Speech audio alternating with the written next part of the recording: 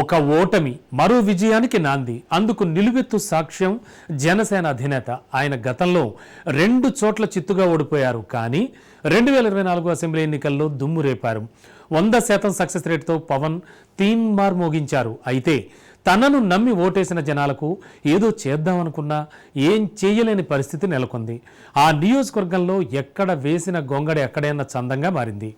Local సమస్యలను పరిష్కరించేందుకు ప్రయత్నిస్తున్నా ఏం మాత్రం వర్కౌట్ అవడం లేదు. దీంతో పంచతంత్ర వ్యూహాన్ని తెరపైకి తెచ్చారు. ఇంతకీ ఆ నియోజకవర్గం ఏది? పాంచ్ పటాకా స్ట్రాటజీ వర్కౌట్ అయ్యేనా? పిఠాపురంలో పంచతంత్ర జనసేనని నయా formula. Andhra Pradesh deputy CM Pawan Kalyan తన నియోజకవర్గంపై దృష్టి సారించారు. ఇన్ఛార్జిగా ఉన్న మర్రెడ్డి శ్రీనివాస్ కు మరో 4 జోడించి అభివృద్ధికి శ్రీకారం చుడుతున్నారు. అలాగే పార్టీ పటిష్టతకు ప్రణాళికలు రచిస్తున్నారు జనసేనాని. ఎంపీ తంగెళ్ల ఉదయ్, జిల్లా అధ్యక్షుడు తుమ్మల బాబు, మాజీ ఎమ్మెల్యే దొరబాబు, ఎమ్మెల్సీ హరిప్రసాద్లతో 5 మెన్ కమిటీని నియమించారు. ఇకపై ఏ కార్యక్రమాలు జరిగినా వాళ్ళందరూ కలిసి కూర్చుని చర్చించి ముందుకు వెళ్లాలని ఆయన సూచించారు.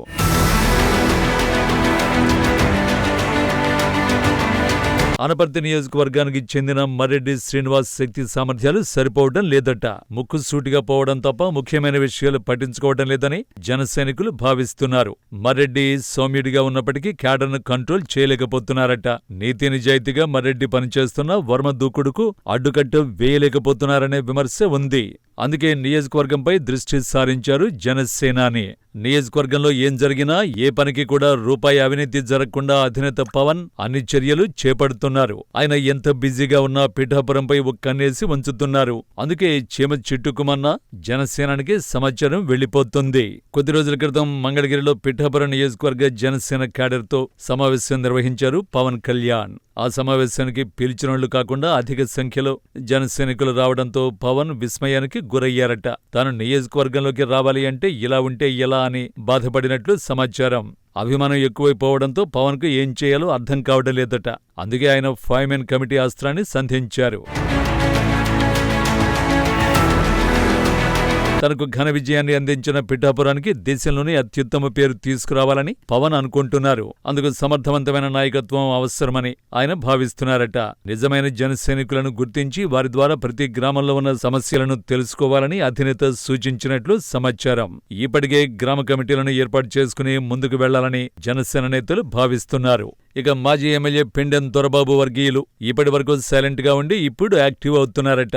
ఎన్నికల ముందు నుండి ఉన్న జనసైనికులకు దొరబాబు వర్గీయులకు మధ్య పొరపచ్చాలు మొదలయ్యాయి. తుమ్మల బాబు కూడా తమ అనుచరులను చురుగ్గా యాక్టివేట్ చేస్తున్నారు. గతంలో ఎమ్మెల్యేగా పోటీ చేద్దామని ఇక్కడ అడుగుపెట్టి ఎంపీ అయిన తంగెళ్ల ఉదయ్ శ్రీనివాస్ సైతం క్యాడర్ను యాక్టివ్ చేస్తున్నారు.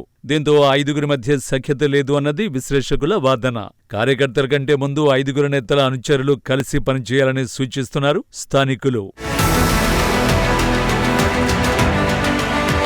ఇక వైసీపీ నుంచి జనసేనలోకి వచ్చిన 6 కౌన్సిలర్లు తమకు గుర్తింపు లేదని వాపోతున్నారట. ఎందుకు గాజు గ్లాస్ పార్టీలోకి వచ్చామో అర్థం కావడం లేదని లబోదిబోమంటున్నారట. ఏ కార్యక్రమం జరిగినా కనీసం ఆహ్వానం లేదని వాపోతున్నారు. జనసేన పార్టీలో తామున్నామనే విషయాన్ని ఎవరూ గుర్తించడం లేదని తెగ బాధపడిపోతున్నారు.